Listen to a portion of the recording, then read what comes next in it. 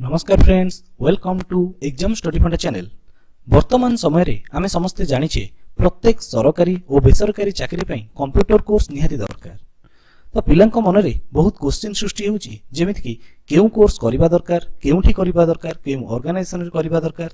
तो आमे समस्ते जानिछे ओडिसा रे बहुत ऑर्गेनाइजेशन अछि जे माने विभिन्न कंप्यूटर कोर्स देउछंती, जेपरि कि पीजीडीसीए, डीसीए, एडीसीए, ओएसआईटी एसेट्रा। किंतु आपण माने जानिछंती कि एही सब ऑर्गेनाइजेशन देउथिबा सर्टिफिकेट वैलिड कि इनवैलिड? एही सब ऑर्गेनाइजेशन गवर्नमेंट रिकॉग्नाइज्ड कि गवर्नमेंट रिकॉग्नाइज्ड नुहे? एही सब कोर्स करिकि आमे कोनोसी जॉब रो रिजेक्ट हेबानी तो? तेबे एही वीडियोटी कंप्लीटली आपण मानक पई। देन फ्रेंड्स, एही वीडियोटी को स्किप न करी शेष पर्यंत देखंतु। जदि एही वीडियोटी भलो लागे देन लाइक, कमेंट आ फ्रेंड मानक सहित शेयर करंतु। एही परि एजुकेटिव और इन्फॉर्मेटिव वीडियो पई हम चैनल को सब्सक्राइब करंतु। देन फ्रेंड्स, आउ डेरी न करी स्टार्ट करिबा आज रो एही वीडियो।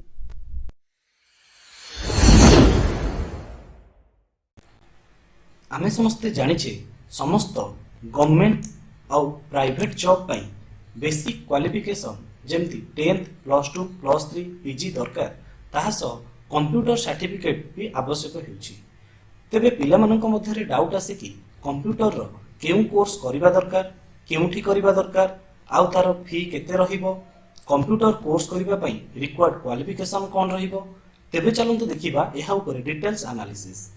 वर्तमान ओडिसा रे तीनोटी गवर्नमेंट ऑर्गेनाइजेशन कंप्यूटर प्रोफिशिएंसी पई सर्टिफिकेट देउचंती। सेमाने हेले एनी यूनिवर्सिटी जेमिति कि Utkal university, Sambalpur university, Berhampur university, नाही तो आपण एआईसीटी अंडर रे करि परिबे, जार फुल फॉर्म होउची all India council for technical education, नाही तो आपण एनआईएलटी अंडर रे करि परिबे, जार फुल फॉर्म होउची national institute of electronics and information technology. जदि आपण यूनिवर्सिटी अंडर रे कोर्स करूछंती तेबे आपण डीसीए किंबा पीजीडीसीए कोर्स करि परिबे। जदि आपण डीसीए करूछंती तेबे तार फी 5000 रहउची, आउ जदि आपण पीजीडीसीए करूछंती ताहार फी 12000 आसीबो। डीसीए करिबा पई ड्यूरेशन मिनिमम 6 मंथ लागिबो। तो सेते बेले पीजीडीसीए करिबा पई आपनकु 1 ईयर समय लागिबो। जदि हमें देखिबा क्वालिफिकेशन कथा, तेबे डीसीए पई मिनिमम क्वालिफिकेशन 10th पास करिथिबा दरकार, आउ पीजीडीसीए पई मिनिमम क्वालिफिकेशन गोटे पिला ग्रेजुएट होइथिबा आवश्यक। तार अर्थ गोटे पिला बिफोर ग्रेजुएशन पीजीडीसीए कोर्स करि परिबो नाही। जदि आपण बिफोर ग्रेजुएशन पीजीडीसीए कोर्स करूछंती तेबे जॉब रिजेक्ट हेबार संभावना बहुत अछि। जदि आपण एआईसीटी अंडर रे करिबाकू चाहुछंती तेबे आपण एमबीए किंबा पीजीडीएम किंबा एमसीए कोर्स करि परिबे। ता पई आपनकू हाई पे करिबाकू पड़िबो, आउ एहार ड्यूरेशन 1 ईयर कि 2 ईयर किंबा 3 इयर्स लागिबो। आउ एहा पई मिनिमम क्वालिफिकेशन ग्रेजुएशन करिथिबा दरकार। तो आपनकर मिनिमम क्वालिफिकेशन कोन रहबा दरकार ना ग्रेजुएशन कंप्लीट हिथिबा दरकार। नाही तो आपण एनआईएलटी अंडर रे करि परिबे ओ लेवल कोर्स, जहार कोर्स फी रहउची 15000 रु अधिक, आउ मिनिमम ड्यूरेशन रहउची 1 ईयर, आउ मिनिमम क्वालिफिकेशन ग्रेजुएट होइथिबा दरकार। तले आपण माने देखि परुथिबे एही सब कोर्स करिबा पक्कू हाई पे दबाकू पडुची। ड्यूरेशन कथा जदि देखिबा मिनिमम 1 ईयर रहउची, आउ मिनिमम क्वालिफिकेशन जदि देखिबा ग्रेजुएट होइथिबा दरकार। किंतु जदि हाई फी पई ए कोर्स को करि पारु नाहंती तेबे से कोन करिबा दरकार ना, तेबे से वेबसाइट करिबा दरकार। वेबसाइट रो फुल फॉर्म हेउची Odisha state certificate in information technology. एहा को काहे की करिबा दरकार? काहे कि ना एहार कोर्स फी रहउची 4000 टंका, एहार ड्यूरेशन रहउची 3 मंथ्स, आउ एहार मिनिमम क्वालिफिकेशन जणे 10th पास करितिबा दरकार। आउ सबुठारु बड़ कथा हेउची एहा को ओएसओयू जो जहा कि Odisha state open university Sambalpur certificate करूची। तो यह एक यूनिवर्सिटी कोर्स होइतिबारु यह कोनोसी गवर्नमेंट और प्राइवेट जॉब पई किछि भी प्रॉब्लम हेबो नाही। यह मु कहूनी ओडिशा गवर्नमेंट रो गेजेट लेटर कहूची। आमे माने चलंतु देखिबा एही लेटर को। देखंतु एही ओडिशा गेजेट लेटर को आपण माने देखंतु कोन लेखा जाईची एही लेटर रे। Government have been pleased to declare the Odisha State Certificate in Information Technology (OSCIT) course of Odisha Knowledge Corporation Limited OKCL row OSCET course certifying basic computer proficiency for the purpose of eligibility in any recruitment conducted by the state government.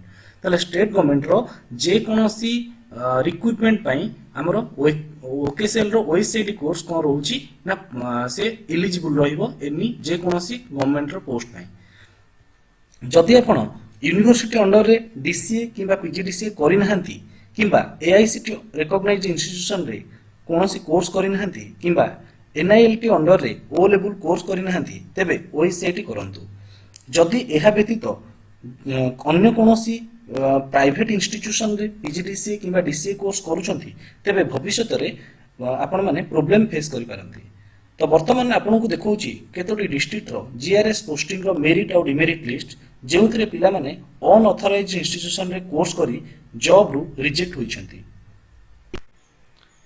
तबे चलंतु देखिबा गंजाम रो GRS posting रो eligible and ineligible candidate list देखंतु एही letter Ganjam जिला परिषद पक्षरु 1/3/2023 रे जारी करा जायछि जेउथरे जीआरएस बा ग्राम रोजगार सेवक पाई अप्लाई करथिबा कैंडिडेट मानकर एलिजिबल आ इनएलिजिबल लिस्ट कोन करा जायछि ना प्रोवाइड करा जायछि आपण चाहिले एही वेबसाइट रु मध्य एहाकू डाउनलोड करि परिबे तेबे चलंतु देखिबा केउ पिला एही जॉब पाई एलिजिबल होइछंती आ केउ पिला रिजेक्ट होइछंती आ तार रीजन कोन सब रहिछि प्रथमे देखंतु इनएलिजिबल कैंडिडेट लिस्ट आ तार रीजन कोन सब रहिछि प्रथमे देखंतु गंजाम डिस्ट्रिक्ट रो सुधाकर सबरो जे पीजीडीसीए सर्टिफिकेट प्रोवाइड करी रिजेक्ट होइछंती आ तार रीजन हेउछि कोन ना computer certificate course is not as per advertisement तापरे आउ किछि पिलांकर लिस्ट मध्ये देखंतु जे माने पीजीडीसीए किबा डीसीए कोर्स रो सर्टिफिकेट देइछंती किंतु से माने एही रीजन पई रिजेक्ट होइछंती कारण एडवर्टाइजमेंट रे थिला कि गोटे गवर्नमेंट ऑर्गेनाइजेशन रे पीजीडीसीए और डीसीए करिथिबा दरकार तेबे देखंतु बहुत पिला प्राइवेट रो पीजीडीसीए आ डीसीए सर्टिफिकेट देइछंती आ रिजेक्ट होइछंती तेबे केउ पिला माने एलिजिबल होइछंती चलंतु एबे देखिबा देखंतु list of eligible candidate details जे माने ओएससीडी करिछंती से माने समस्ते सिलेक्ट होइछंती ताहा सह जे माने बीसीए एमसीए किबा बीटेक ए सब करिछंती से माने भी कोन होइछंती ना सिलेक्ट होइछंती देखंतु जने पीजीडीसीए कोर्स करछंती से मध्य सिलेक्ट होइछंती कारण से कोनोसी गवर्नमेंट ऑर्गेनाइजेशन रु कोर्स को कंप्लीट करछंती ताले देखंतु समस्ते जो माने ओएससीडी करूछंती से माने समस्ते एही लिस्ट से सिलेक्ट होइछंती बोले हम देखि परिबा तो केवल एतिकी नुहे जगतसिंहपुर डिस्ट्रिक्ट रो भी जीआरएस पोस्टिंग रो merit list merit demerit list publish होइतिला आपण चाहिले एही वेबसाइट रु एही लिस्ट को डाउनलोड करि परिबे तबे चलंतु देखिबा एहारो मेरिट और डिमेरिट लिस्ट प्रथम चलंतु देखिबा provisional merit list of candidate for GRS recruitment 2022 जे माने तांकर बेसिक क्वालिफिकेशन सहित ओएससीएट करिसंती से माने मेरिट लिस्ट रे सिलेक्ट होइसंती देखंतु ओ लेवल करिथिबा पिला मध्य सिलेक्ट होइछि आ यूनिवर्सिटी अंडर रे पीजीडीसीए डीसीए करिथिबा पिला मध्य सिलेक्ट होइसंती वर्तमान देखंतु रिजेक्ट लिस्ट एही लिस्ट रे देवाशीष सामल जने कैंडिडेट जे कि पीजीडीसीए सर्टिफिकेट प्रोवाइड करिसंती किंतु से रिजेक्ट होइसंती कारण देखंतु रिमार्क्स रे कोन लिखा जायछि कंप्यूटर सर्टिफिकेट नॉट गवर्नमेंट एही परि देखंतु बहुत पिला कोन करछंती ना प्राइवेट इंस्टीट्यूशन रे पीजीडीसीए कोर्स करिकि कोन करछंती ना रिजेक्ट होइसंती आपण माने एठी देखि परथिबे जो गोटे पिला ओईसीटी करिछि किंतु से +2 सर्टिफिकेट आ मार्कशीट नॉट सबमिटेड पई रिजेक्ट हेछि ओईसीटी पई नुहे एतिकी नुहे आपनकु आउ गोटे लिस्ट देखाउछि जेउथरे मेंशन हेछि केउ ऑर्गेनाइजेशन करूथिबा पिला रिजेक्ट होइछंती ताले चलत देखिबा सही लिस्ट को प्रथमे देखंतु ऑर्टेक कंप्यूटर ऑर्टेक रे करिथिबा पिला कोन करछंती ना इनएलिजिबल हेछंती कोन पे ना computer certificate is not from recognised institution तापर देखंतु निएक्ट बोली गोटे इंस्टीट्यूशन अछि से मध्य computer certificate is not from the recognised institution तो एमाने बड़ बड़ ऑर्गेनाइजेशन जो मानकर से गवर्नमेंट सहित रिकॉग्नाइज्ड इंस्टीट्यूशन हिसाब से से नहांती जहाँ फल से सर्टिफिकेट सब इनएलिजिबल होइछि। ता सहित आहुरी मध्य देखंतु आपन को देखौछि ड्रीम्स गोटे कंप्यूटर अच्छी जी कि कंप्यूटर सर्टिफिकेट तार मध्य रिकॉग्नाइज्ड है नहीं। तापरे आपन देखंतु ऑर्टेक एठी मध्य से देखा जाइछि। देन तापरे देखंतु साई सॉफ्टवेयर तार मध्य कंप्यूटर सर्टिफिकेट रिकॉग्नाइज नहीं। ता सहित आपन देखंतु आहुरी आपन को लिस्ट देखौछि बीपीसीसी जे तार मध्य कंप्यूटर रिकॉग्नाइज्ड नहीं। ता सहित एठी आपन देखिबे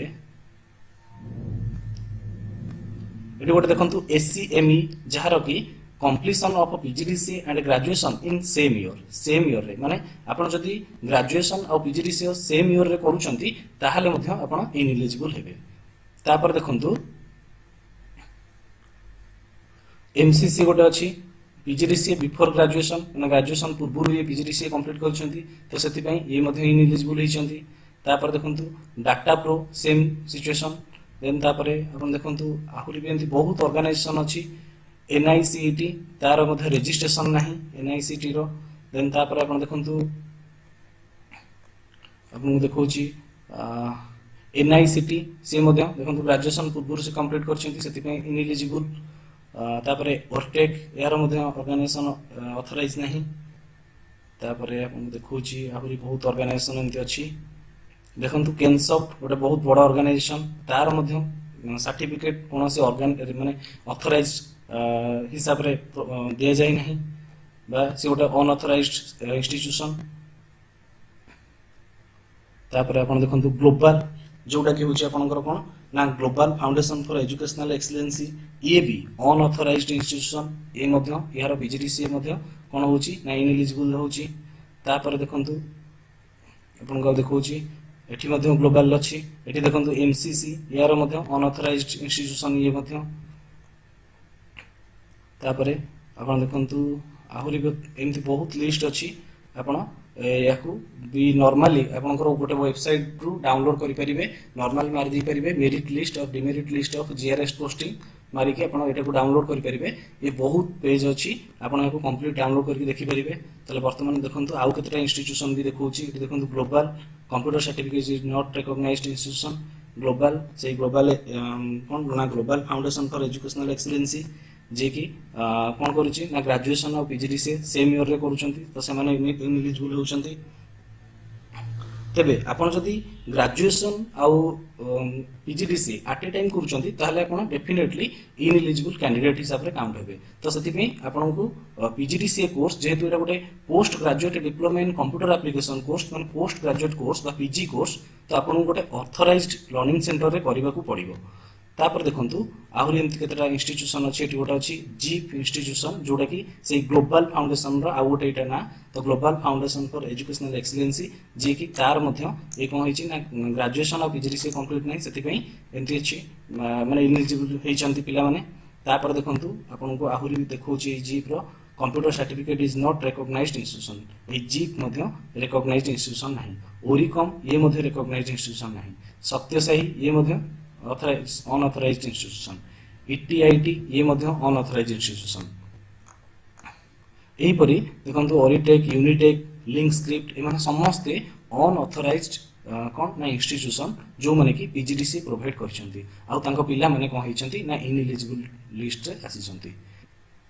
एमाने समस्ते अनऑथराइज्ड ऑर्गेनाइजेशन से माने पीजीडीसी सर्टिफिकेट प्रोवाइड करि परिबे नाही। तेबे आपण माने ऑथराइज्ड ऑर्गेनाइजेशन सेक्टर रे कोर्स करंतु वेबसाइट रे nearest authorised learning centre for OSCT मिल जिवो। तेणु आपण माने सेठारे करंतु आ सुरक्षित रहंतु आपण जॉब सुरक्षित रहंतु। आशा करूची फ्रेंड्स आपण मानको ए वीडियोटी भलो लागिथिबो। जदि ए वीडियो रे किछि डाउट्स अछि देन कमेंट सेक्शन रे कमेंट करिवे। Thank you.